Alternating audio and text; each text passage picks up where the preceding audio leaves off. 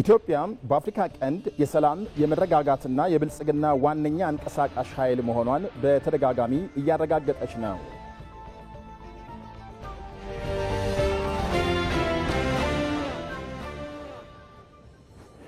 ኢትዮጵያም ዓለም አቀፍ የማሪታይም ባለሙያዎችን ለዓለም ገበያም እያቀረበች ነው።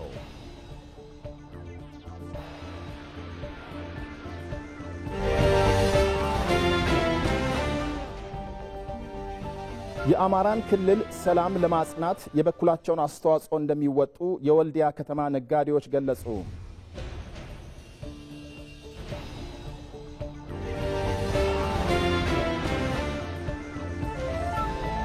የኢትዮጵያ ቴሌቪዥን ከተመሰረተ 61 ዓመቱ ዛሬ ጣቢያው በ27 ኢትዮጵያውያንና በ5 እንግሊዛውያን ባለሙያዎች ሥራ እንደጀመረ ይነገራል።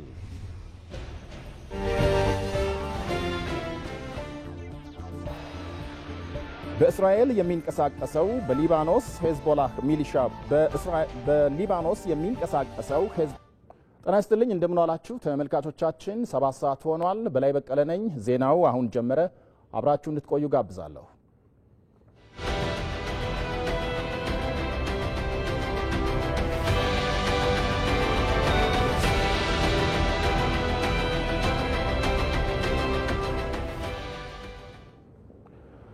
ኢትዮጵያም በአፍሪካ ቀንድ የሰላም የመረጋጋትና የብልጽግና ዋነኛ አንቀሳቃሽ ኃይል መሆኗን በተደጋጋሚ እያረጋገጠች ነው። ለሰላም የምታደርገው ጥረት ከድንበሯ የተሻገረ ስልታዊ ግዴታ መሆኑን የምታምነው ኢትዮጵያ የዲፕሎማሲ መሰረቶቿ በወንድማማችነትና በጉርብትና ላይ ወይም ደግሞ በጉርብትና መርህ ላይ የተመሰረተ ነው። ሶማሊያን ከሽብር ነፃ በማውጣትና ሉዓላዊነቷን በማስጠበቅ ኢትዮጵያውያን በደም መስዋዕትነት የከፈሉትን ዋጋ አስታውሶ ሪፖርተራችን መሐመድ አልቃድር ያዘጋጀውን ዘገባ እንከታተላለን።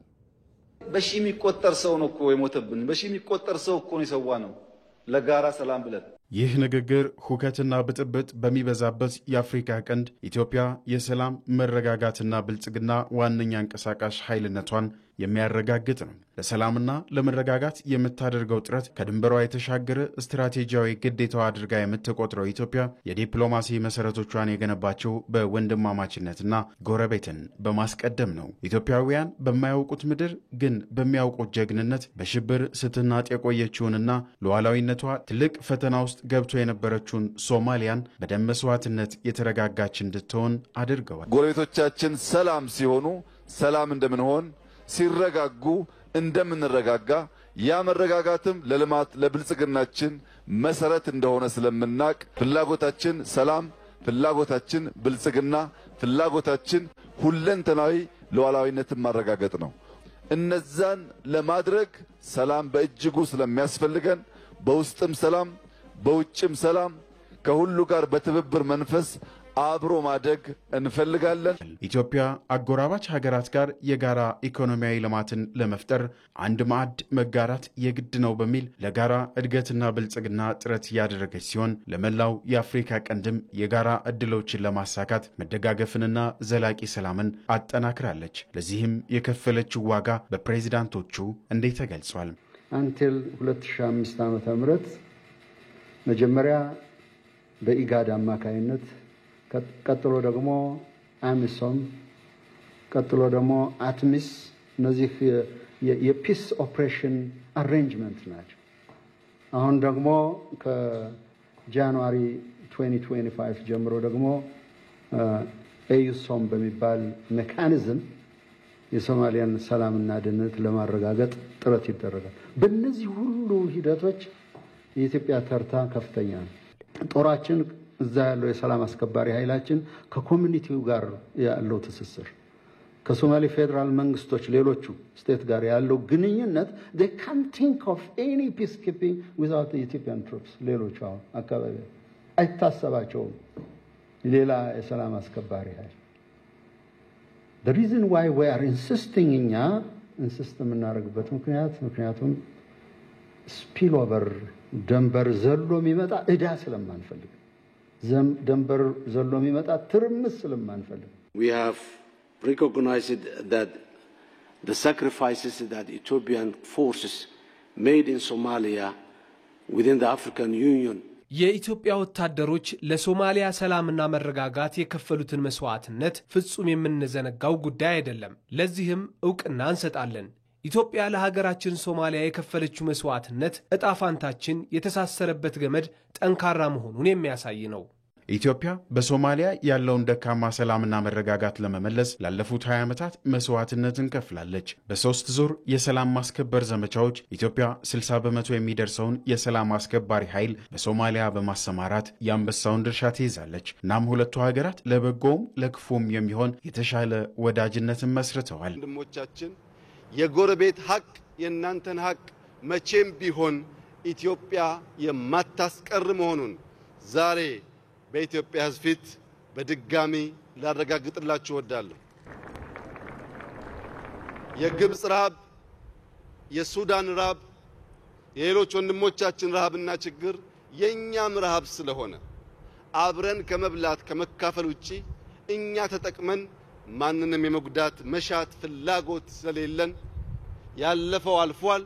ለወደፊት በመንሰራቸው ታላቅ ስራዎች በትብብር በጋራ እንድንቆም ከወዲሁ ከአደራ ጭምር ላሳስባችሁ እወዳለሁ። የኢትዮጵያ በሶማሊያ ያላት ሚና በወታደራዊና በጸጥታ ድጋፍ ብቻ የተወሰነ አይደለም። የኢኮኖሚ ኮሪደሮችንና የእድገት እድሎችን በመፍጠር ለሌሎች የቀጠናው ሀገራት ጠቃሚ የሚሆኑ ጉዳዮች ላይ ኢትዮጵያ ቅድሚያ በመስጠት እየሰራች ትገኛለች።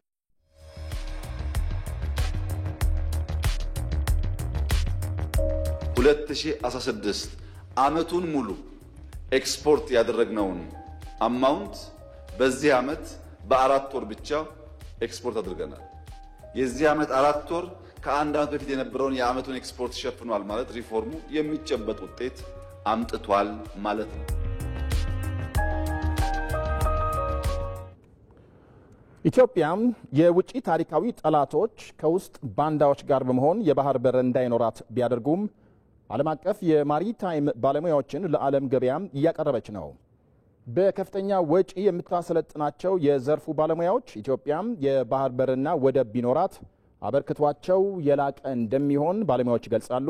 ሞላ ለማየሁ ተጨማሪ አለው። ገናና የነበረው የኢትዮጵያ ስልጣኔ ከባህር ጋር በእጅጉ የተቆራኘ እንደነበር ታሪክ ያስረዳል። የኢትዮጵያን ስልጣኔና እድገት የማይፈልጉ ታሪካዊ ጠላቶችም ኢትዮጵያን ከባህር የመለየት ጥረቶች ተቀዳሚ ስራቸው ነው። ይህ ለብዙ ሺህ ዓመታት የተቆራኘው ባህርና የኢትዮጵያ እድገት ግን ባለፉት 30 ዓመታት በተሰራ ሴራ ኢትዮጵያን የባህር በር የሌላት ሀገር አድርጓታል። የዓለም ገበያና ንግድ ዋነኛ መሰረቱ ባህር በመሆኑ ኢትዮጵያ ከባህር በር ብትነጠልም ባለፉት 10 ዓመታት ግን መርከበኞችን፣ የባህር መሐንዲሶችን፣ ፊሊት ዳይሬክተሮችና ዓለም አቀፍ አማካሪዎችን በዘርፉ እያፈራች ለዓለም ገበያ እያቀረበች ይገኛል። ኢትዮጵያ እንደምታውቀው ከባህር ጋር የነበራት ቁርኝት ለዘመናት እየኖረ ነው። ምናልባትም ከባህር ርቃይ የተከሰተችበት ዘመን ባለፉት 30 ዓመት ብቻ ነው ብሎ መናገር ይቻላል። ግምት አይደለም። አይ ቲንክ ከዛ በፊት በታሪክ ከውሃ የራቅንበትን ጊዜ አላስታውስም። የታሪክ ምሁራኖች ሊናገሩበት ይችላሉ በዚህ ዘርፍ። ስለዚህ ከማሪታይም ኢንዱስትሪውና ከማሪታይም ኢንጂነሪንግ ጋር የነበረን ትስስር ከፍ ያለና የላቀ ነው። በቀጠናውም ግንባር ቀደም ተዋናዮች ነን። ለዚህም ነው በተከሰተው የፖለቲካ ለውጥ አገራችን ወደ ባለባ የሆነችበት አጋጣሚ ቢፈጠርም ከኢንዱስትሪው ግን መነጠል አንችልም። ኢትዮጵያ በሌለ ሀብቷ የምታሰለጥናቸው የማሪታይም ባለሙያዎች በዓለም አቀፍ ድርጅቶች ውጤታማ ቢሆንም ኢትዮጵያ ከባህር በር የተነጠለችበት ቁጭት ግን አብሯቸው ይዘልቃል። እያንዳንዱ ሀገር ላይ ያለውን የባህር በር ቫልዩ አውቀዋለሁ። አንዳንድ ቦታዎችን እንደውም ሳያቸው በጣም ከመሬት የራቁ በመቶዎች የሚቆጠሩ ማይል በሺዎች የሚቆጠሩ ማይል ከመሬት የራቁ በወንዝ በካናል ተደርገው ከባህር ጋር ይገናኛሉ። እኛ ደግሞ እንደምታየው ኢንቴንሽናል በሚመስል መልኩ ከባህር እንደዚህ ርቀን ነው ያለነው። እኛ ኢንተርናሽናል ያለን ትሬድ ከሌላ ዓለም ጋር ያለን ግንኙነት በጣም ሊሚትድ እንደሆነ ነው የሚገባን። እኛ መርከበኛ ስለሆንኩ እኔ ፐርሰናሊ መርከበኛ ስለሆንኩ ያን ነገር በጣም አንደርስታንድ አደርጋለሁና በጣም ፊልም ታደርጋለህ። መረጃዎች እንደሚጠቁሙት የዓለም ንግድ ልውውጥ ከ90% በላይ የሚከናወነው በባህር ነው። እናም እንደ ሀገር ከባህር በር መነጠል በአንድ ሀገር ፖለቲካዊ፣ ኢኮኖሚያዊና ዓለም አቀፋዊ ተጽዕኖ የጎላ ነው። ኢትዮጵያም የውጭ ታሪካዊ ጠላቶቿ ከውስጥ ባንዳዎች ጋር በመሆን በሰሩት ሴራ ከባህር በር በመነጠል ዜጎቿ በዘርፉ ቢማሩም እንኳን ለሌሎች ሀገራት በረከት እንዲሆኑ አስገድዷቸዋል። ኢትዮጵያ እያደረገች ያላት በጣም አዲስ ጉልበት ያለው ዕውቀት ያለው ምሩቃኗን በከፍተኛ ወጪ አሰልጥና ለዓለም ገበያ ነው የምትሰጠው። ይሄ ደግሞ የሆነው ኢንዱስትሪውን በግንባር ቀደምነት የመምራት እድል አጋጣሚ ባለማግኘቷ ነው።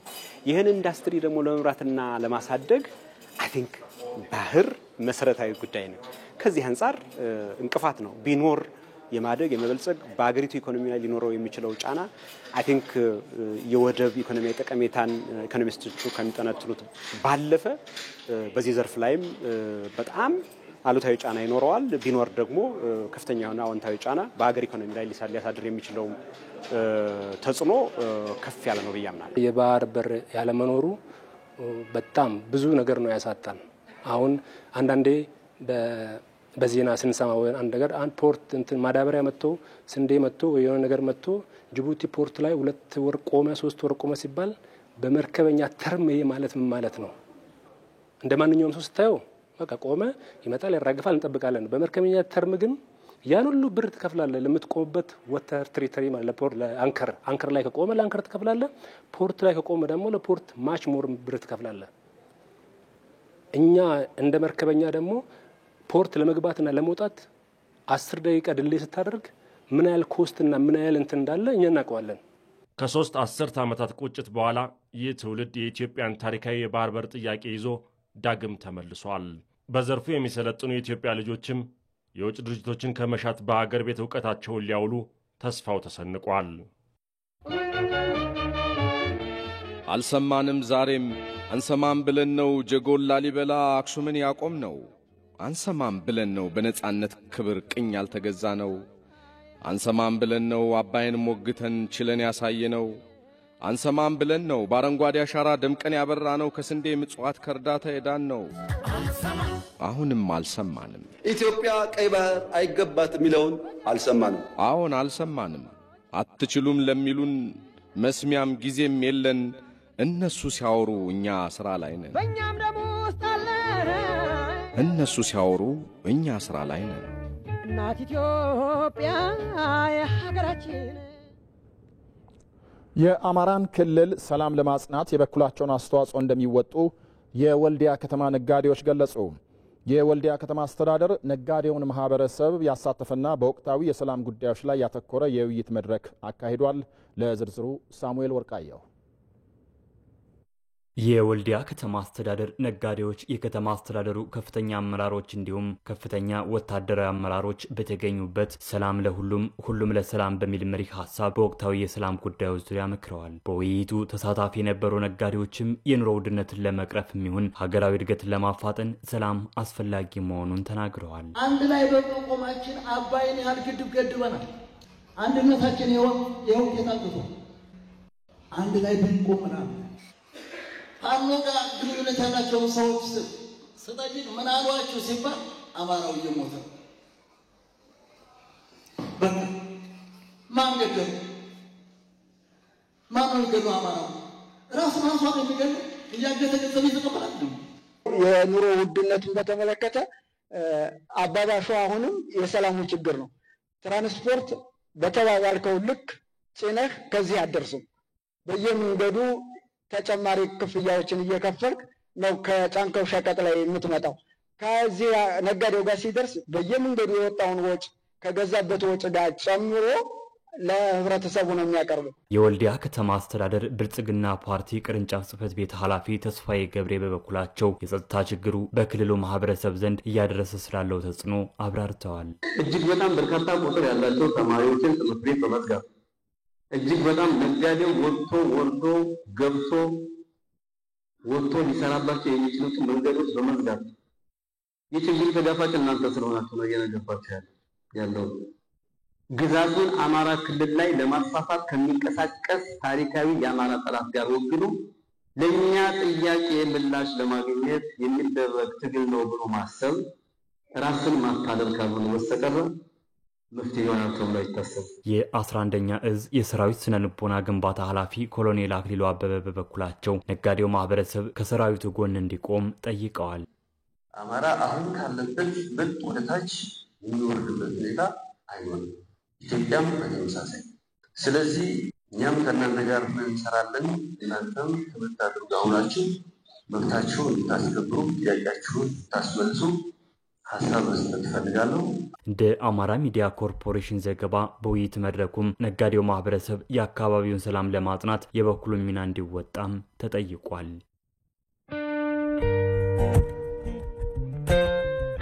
የለውጥ እሳቤ ከምናብ ይልቃል። ከጊዜያዊ ችግር ከደመናው ማዶ ከውጥንቅጥ በላይ በሰነቀው ፍኖት ጮራ ይፈነጥቃል። ድህነትን ሰብሮ ሀገር ለማሻገር በንስር ከፍታ መብረር ይጠይቃል።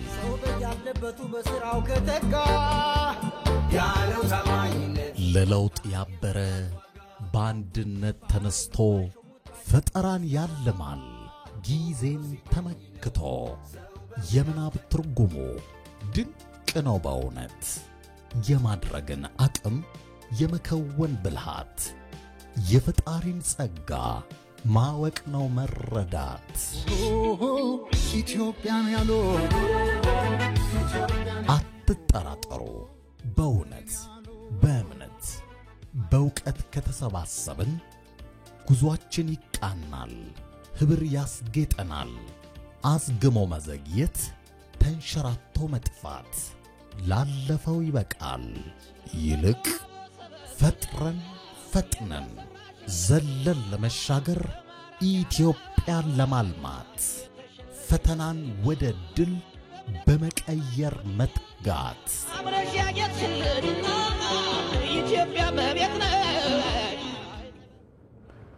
የኢትዮጵያ ቴሌቪዥን ከተመሰረተም 61 ዓመቱ ዛሬ ጣቢያው በ27 የኢትዮጵያና በ5 የእንግሊዝ ባለሙያዎች ስራ እንደጀመረ ይነገራል።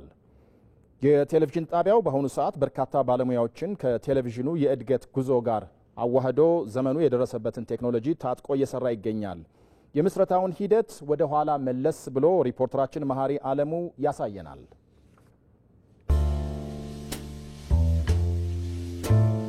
ወቅቱ 1948 ዓ.ም ነው። ጉዳዩ ደግሞ የንጉሠ ነገሥቱን ቀዳማዊ አፄ ኃይለ ሥላሴ የብር ኢዮቤልዩን በዓል ለማክበር ሽር ጉድ የሚባልበት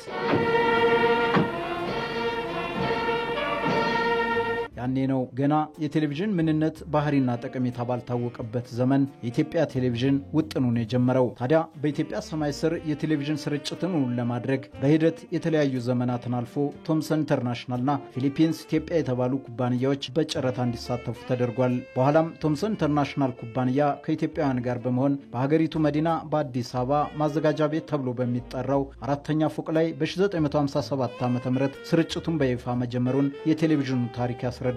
የቴሌቪዥን ድርጅት አቋቁመን ስንከፍት አገልግሎቱና ጥቅሙ ከፍ ያለ መሆኑን በመገንዘብ ነው።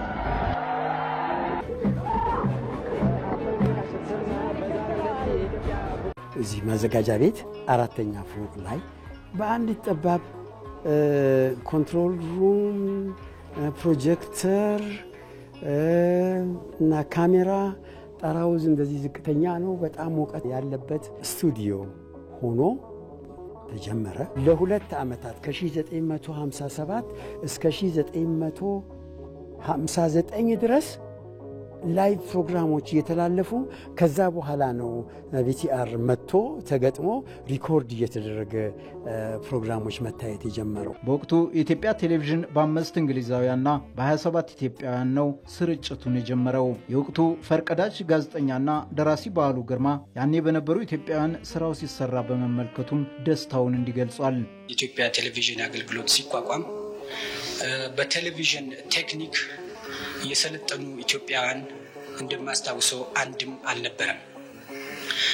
ነገር ግን በዚህ ባጭር ጊዜ ውስጥ ዛሬ የኢትዮጵያ ቴሌቪዥን አገልግሎት ሙሉ በሙሉ በኢትዮጵያውያን ሲካሄድ በማየቴ በጣም ደስ ይለኛል።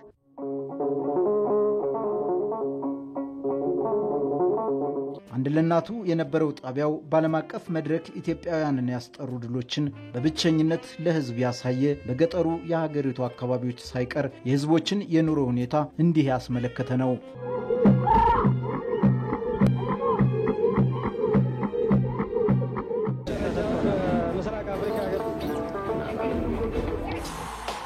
Yaronen camera 1 sound are ready.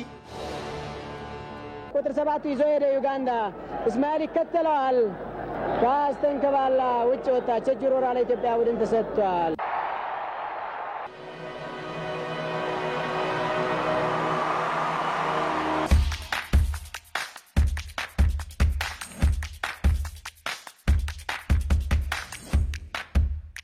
ጣቢያው ከጊዜ ወደ ጊዜ በርካታ ተወዳጅ ፕሮግራሞችን ቀርጾ መረጃ ለናፈቀው ህብረተሰብ ተወዳጅ ሆኖ ቀጥሏል። ዜና፣ ውይይት፣ ጥያቄና መልስ፣ ከያቅጣጫው ህብረት ትርኢት፣ ድራማ፣ ክርክርና ዓለም እንዴት ሰነበተች የሚባሉት ዝግጅቶችና ሌሎችንም በተመልካቾቹ አይረሴነት ጥለው አልፈዋል። የኢትዮጵያ ቴሌቪዥን ያልዳሰሳቸው ጉዳዮች እንዳልነበሩ ማሳያዎቹ ተዘርዝረው አያልቁም። ሀገር ከጠላት ጋር የነበራትን ትንቅንቅ፣ ብሔር ብሔረሰቦችን ለዓለም ማስተዋወቅ ብሎም ለኪነ ጥበብ እድገት ያበረከተው ሚና ሌላው ማሳያው ሆኗል።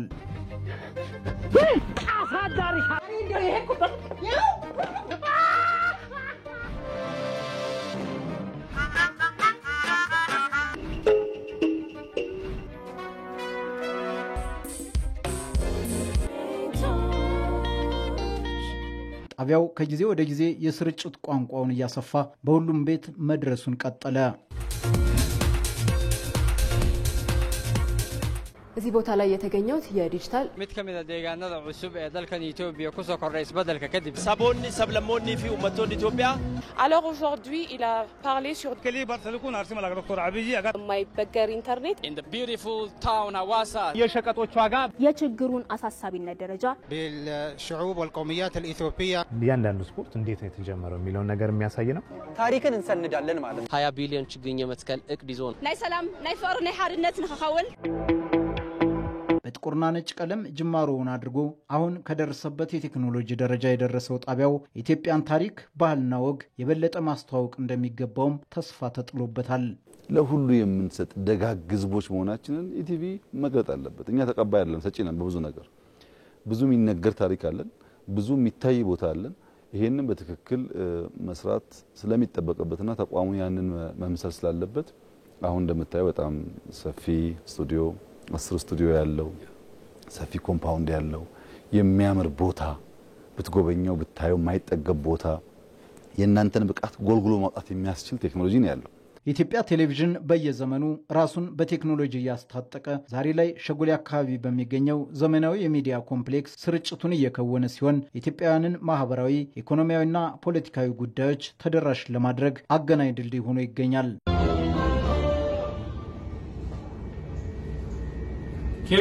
በ1957 ምስረታውን አድርጎ በተለያዩ መንግስታት ውስጥ ህዝብና መንግስትን የማገናኘት ስራ፣ የመንግስት ፖሊሲና ስትራቴጂዎችን ለህዝቡ የማድረስ ስራ፣ በህብረተሰቡ ዘንድ ደግሞ የሚነሱ ችግሮችን ለመንግስት በማድረስ የድልድይነት ስራውን ለመወጣት ሲሞክር ቆይቷል።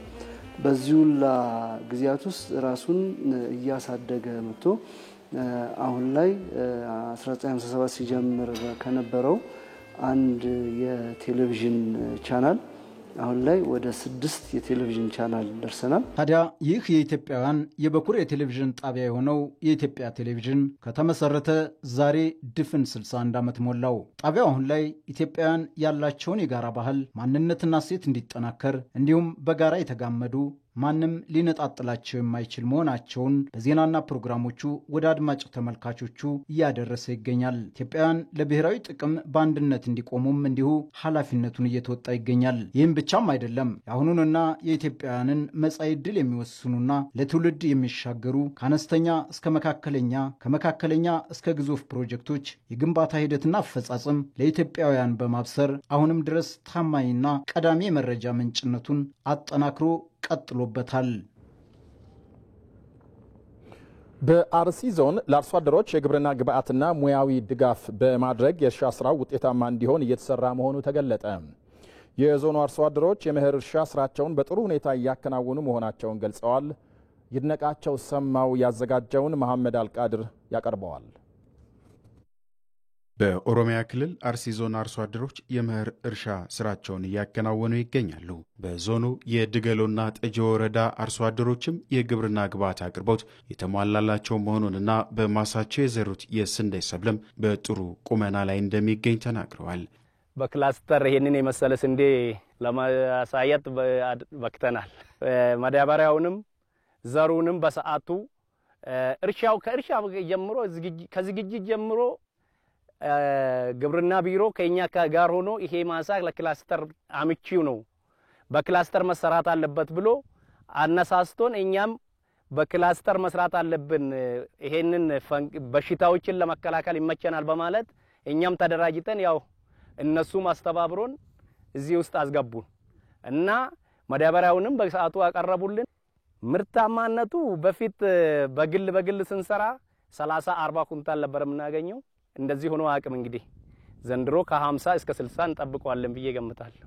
የግብርና ባለሙያዎች ከመሬት ዝግጅት ጀምሮ ለአርሶ አደሮቹ የተለያዩ የሙያ ድጋፍ ማድረጋቸውን ገልጸዋል። የበሽታ አጠባበቅ፣ የማዳበሪያ አጠቃቀም እንደሁም ደግሞ ቶሎ የማረስ ይሄ አሁን የምናያችሁ ጥቁር መሬት ነው። ጥቁር አፈር ቶሎ ማታረስ አለበት። ውሃ ከያዘ በኋላ ስንት ስለማይል ቶሎ ማረስ አለባቸው ምን ነገር ስላለ ግብርና ቢሮ ስልጠና በሚሰጥበት ጊዜ የአርሶ አደሮች ስልጠና እንሰጣለን። እንደውም የልማት ሰራተኛ በወረዳ ደረጃ ልማት ሰራተኛ እንሰጣለን ማለት ነው እና ይሄን ብቻ ሳይሆን ደግሞ እንከታተላለን። ክትትል አድርገን ገበሬዎችን በጊዜ እንዲያርሙ በጊዜ ደግሞ ተባይ ቁጥጥር እንዲያደርጉ የበሽታ ቁጥጥር እንዲያደርጉ ጥረት እናደርጋለን ማለት ነው። የአርሲ ዞን ግብርና ቢሮ በመኸር እርሻ በተለያዩ ሰብሎች የመሸፈን ስራ መከናወኑን ገልጿል። በክላስተር አርሶ አደሮቻችን ተደራጅተው አርሶ አደሩን በክላስተር ማደራጀት ብቻም ሳይሆን በተደራጁት ክላስተር አካባቢ ላይ የሜካናይዜሽን አቅርቦት በደንብ ተሰርቶበት በትራክተር እርሻቸውን አርሰው ካዘጋጁ በኋላ በዘር ወቅትም ደግሞ የተለያዩ የእርሻ ግብዓቶችን በተመለከተ በደንብ አቅርበን በዘንድሮ ዓመት 952285 ሄክታር እና በክላስተር ደግሞ ወደ 753000 ሄክታር በላይ በክላስተር አደራጅተን ወደ 43000 ክላስተር የሚሆን እንደ አርሲ ዞን አደራጅተን አርሶ አደሩን እየተጠቀሙ ነው ያሉት። ለአርሶ አደሮቹ የገበያ ትስስር ለመፍጠርም ከዩኒየኖችና ከሌሎች ተቋማት ጋር የማስተሳሰር ስራ እንደሚከናወንም ተብራርቷል።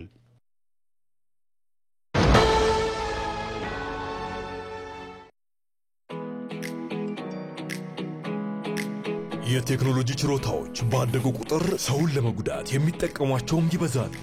የዕለት ጉርሶንም ሆነ ለነገ ያሉትን አንጡራውን ከቀማኞች ለመታደግ ማስተዋልን ይሻል።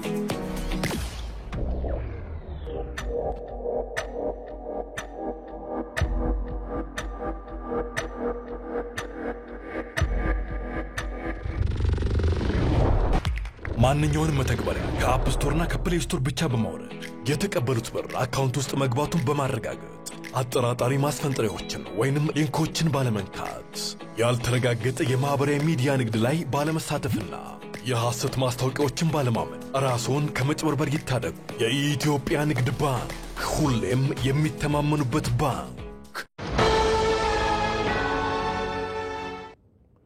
አዲሱ የጤና ፖሊሲ በዘርፉ የነበረውን የፋይናንስና የሰው ኃይል አቅም ግንባታ ውሱንነት የሚፈታ ነው ሲሉ የጤና ሚኒስትሯ ዶክተር መቅደስ ዳባ ገለጹ። ሚኒስትሯም የመድኃኒት እጥረትንም ለመፍታት በትኩረት እየተሰራ መሆኑን ለኢቲቪ ተናግረዋል። ሰለሞን ኃይለ ኢየሱስ ከጤና ሚኒስትሯ ዶክተር መቅደስ ጋር ቆይታ አድርጓል።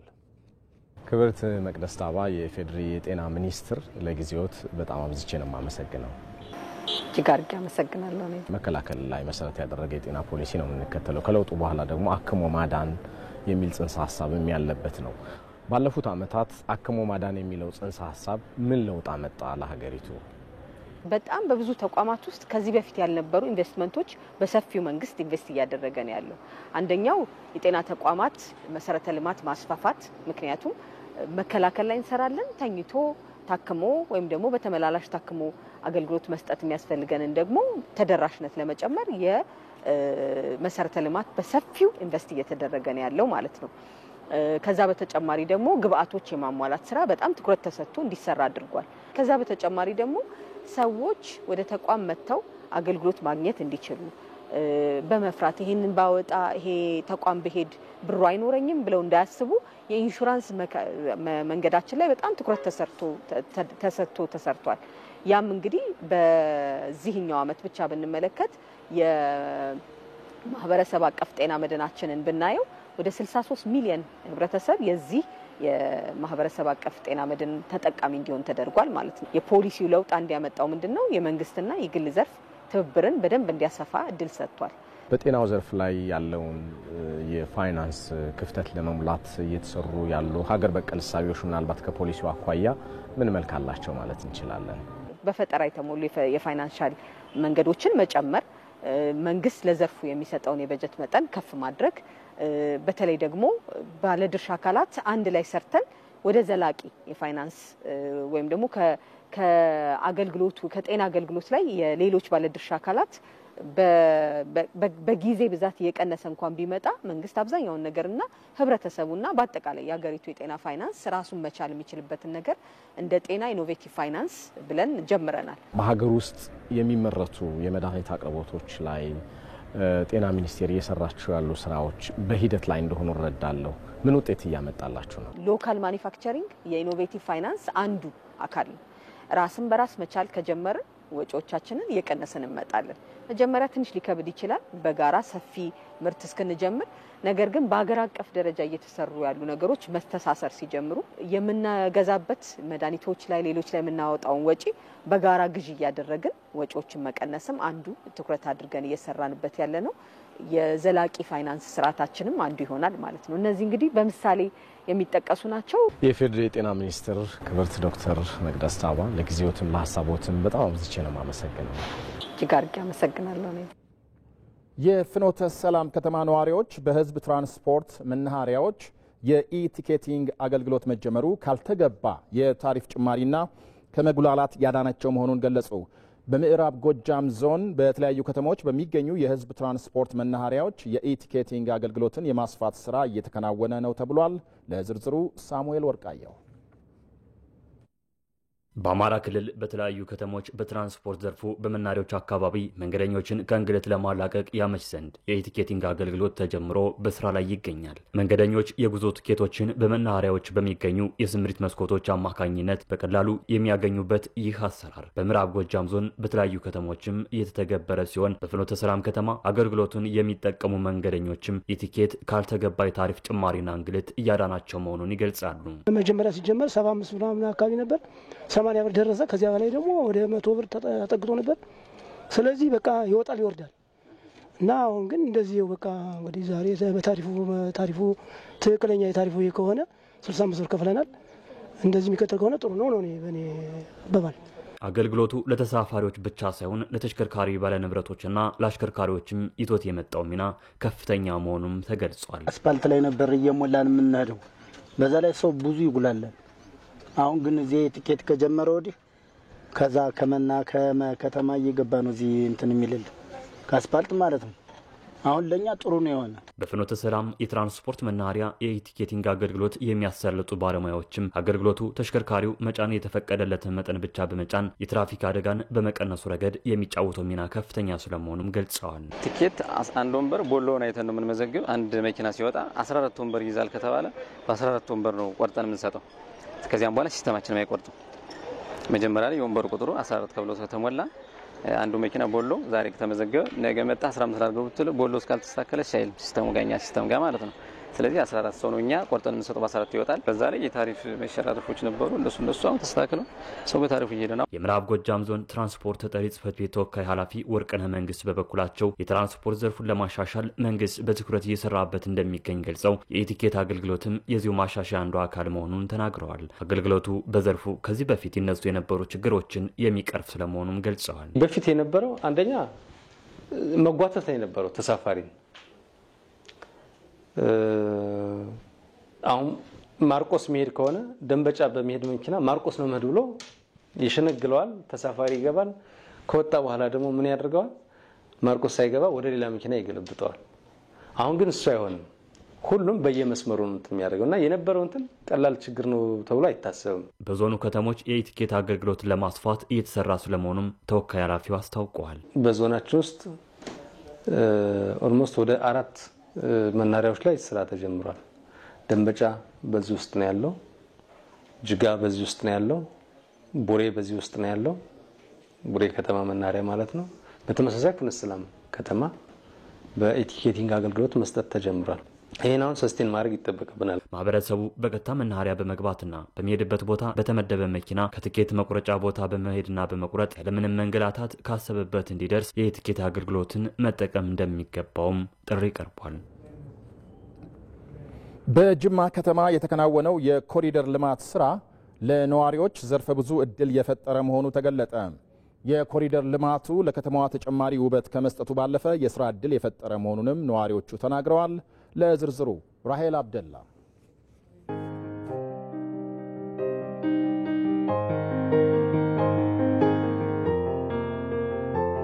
እዚህ የከተማ የኮሪደር ልማት ስራዎች ከተሞችን ከማስዋብ እንደዚህ ባለ መልኩ ከማስዋብ ባሻገር የተለያዩ የፈጠራ ስራዎች የወጡበት እንደዚሁም ደግሞ የስራ እድል ለወጣቶች ለበርካቶች የስራ እድል የተፈጠረበት ነው።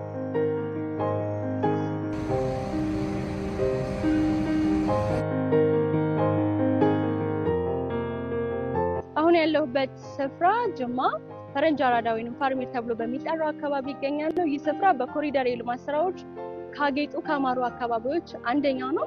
ከኋላ እንደምትመለከቱት ደግሞ አካባቢው ከማማር ከማጌጥ ባሻገር ለወጣቶች የስራ እድል እየፈጠረ ነው። ወደ ከተማ የሚመጡ እንግዶችን ጨምሮ የከተማዋ ነዋሪዎች ፎቶ ለመነሳት የሚመርጡት ስፍራ ሆኗል። ከፎቶግራፈሮቹ ጋር ቆይታ አድርጋለሁ።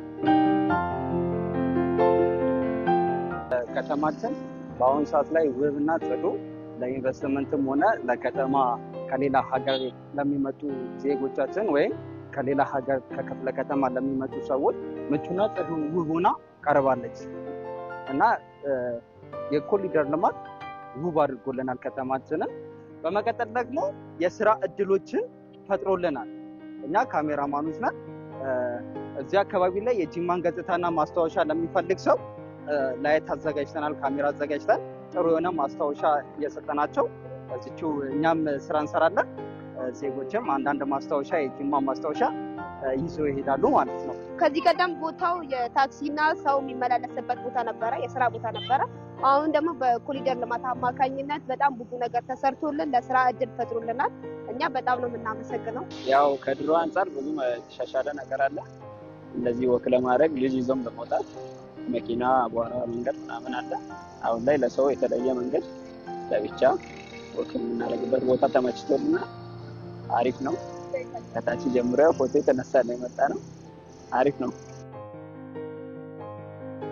በአጠቃላይ ከተሞችን እንዲህ ባለ መንገድ ያስዋበው የከተማ የኮሪደር ልማት ስራ ከተሞችን ከማስዋብም የተሻገረ ዓላማ ያለው ነው። ቆየት ያሉ አካባቢዎችን፣ ህንፃዎችን የማደስ የማስዋብ እንደዚሁም ደግሞ ከአሁኑ ትውልድ ጋር እንደዚሁም ከቀጣዩ ትውልድ ጋር የማስተሳሰርን ስራ የሚሰራ የልማት ስራ ነው። እንደሚታወቀው እንግዲህ የነዋሪዎችን የኑሮ ሁኔታ ዘመናዊ ያኗኗር ዘዬ እንዲኖራቸው ከማስቻሉን ባሻገር ለበርካቶች የተለያየ እድል ያመጣ የልማት ስራ ነው።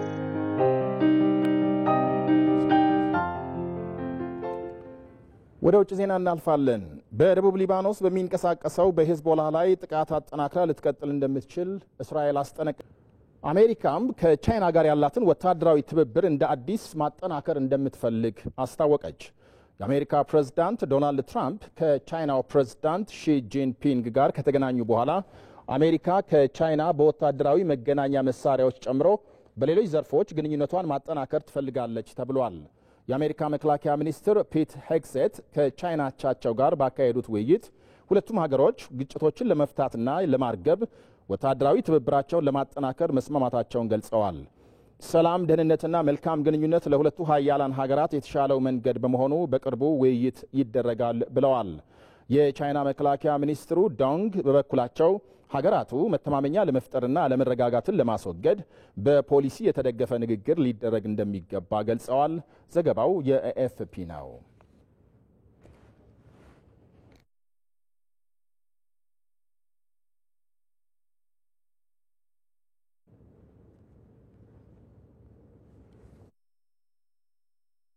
ተመልካቾቻችን የቀን የምሳ ክፍለ ጊዜ ዜና በዚሁ አበቃ። በላይ በቀለ ነኝ። መልካም ቀን።